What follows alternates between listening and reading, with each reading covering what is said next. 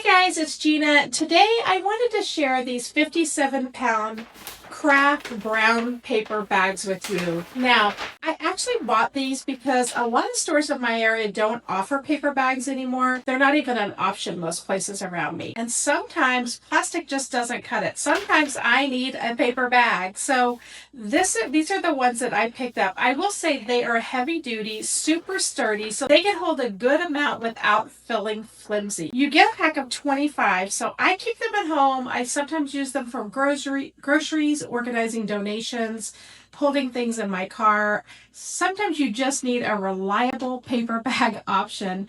They store flat, so they're not going to take up much space. I keep them stored like this in my pantry, and you'd be surprised how often they come in handy. You know, sometimes if you need to even drop something off to a neighbor and you just want something other than a plastic bag to put it in, you know, I've actually used these to drop something off to one of my friends, and I wrote "Get Well Wishes" right on the bag. Because they are paper bags, you can actually write on them. So there's a ton of things you could use these for. If you need a temporary bag in your life, I think this is a good option that you're going to like.